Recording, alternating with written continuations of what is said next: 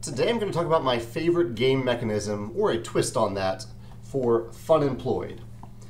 I thought I had done a video about this game a while ago, but I don't think I actually have. And so I thought I'd do one today because I recently have had a few plays of Funemployed that have really elevated it to the next level for me in terms of party games.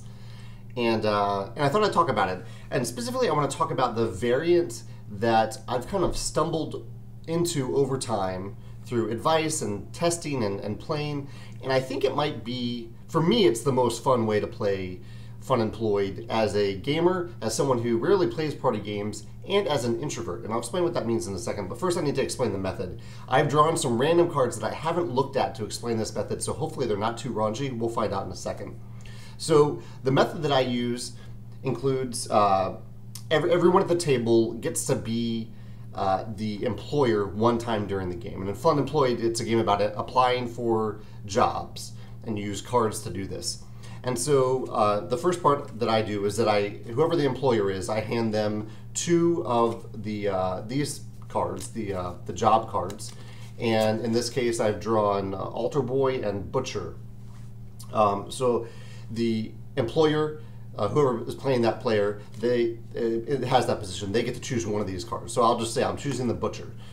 Now I'm applying for the Butcher job, and here's the real key to the game, because the main way to play Funemployed is that you draw a bunch of cards, and you have some cards face up on the table, and you take turns like drafting those cards and just choosing them, and then you kind of think about what you want to say, and then you say it.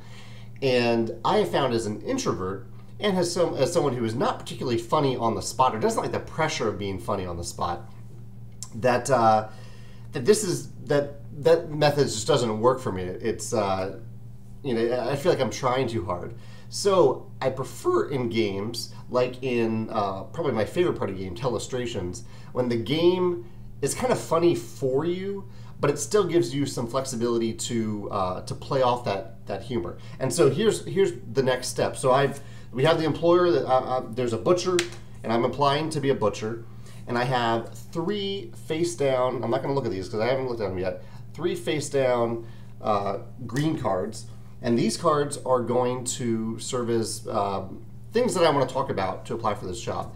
And I found the best way to do this is to kind of ad-lib it, to not look at these cards and to start saying sentences and then use these cards in the middle of or the end of those sentences. So for example, I would love to be a butcher, and one of the biggest things that I've worked on throughout my career as a board game designer, so that I could one day be the best butcher in the world, is that I am envious of all the butchers of the world, and I use that envy to motivate myself to be a better butcher. And something that really helps with that motivation and the things that I do in my life on a daily basis to help me achieve this goal that I want, that will make me a great butcher, is that I make things that go viral, or I try to make things go viral. So this isn't in terms of like viruses in the meat, in the meat that I'm making for the butcher. It means that like I'll be able to make viral videos, so that the butchery, our meatery, or whatever we call it, will go viral and get a lot of popularity. And one example of these viral videos that I made that went really popular was of me just evilly laughing at the camera for 5 minutes, and it went huge, went viral, and I think I can use that skill to be a great butcher. Obviously, your mileage may vary on the types of, on whether or not it's going to be funny, but the game, like this method, really sets you up to have some very funny sentences that everyone kind of falls into together. So you set yourself up for something ridiculous, and then you reveal the card, and suddenly it is something ridiculous thanks to the game, and everyone laughs. And they're laughing kind of at the card, at the circumstances, and sometimes it's not funny, and that's okay too. And then the last twist that a friend recently recommended to me is that after I've gone through those three attributes, the butcher, the player who's looking for a butcher, the employer, gets to throw in one other card. So they get to draw a card, and they get to say, they get to kind of play off of it. So if I'm the employer, I might draw this card, and I say, well, I appreciate those attributes about you going viral, these videos, but I've heard that with like your evil laughter video, that you got in a lot of trouble for swearing on that video, and we kind of run a clean butcher shop. So is swearing going to be a problem? And so it gives the employer this level of interaction where otherwise they're just kind of sitting there listening, but instead they get to have a creative element too, while all these people are applying for the job. I've had a blast playing the game this way, and I've kind of hinted at my favorite mechanisms here of letting the game be the humorous element and create humorous situations, whereas the player's job is kind of just to set yourself up for those situations, to kind of dig your own grave, dig a hole deeper and deeper, and then just be stuck with the whatever cards you draw, and you have to make the best of it.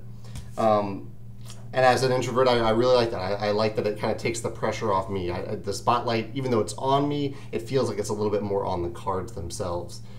So yeah, I really like this method of playing telestrations, and I wanted to recommend it to you. And I guess I want to see if you played Funemployed, if you have a favorite method that you really like, or if you have a favorite party or social game, especially for the introverts out there. If you have a party social game that works really well, despite you not wanting the spotlight, or you not wanting to try to be really funny on the spot, and the game kind of creates that humor for you. If you have an example of that, I'd love to hear about that in the comments as well. Thanks.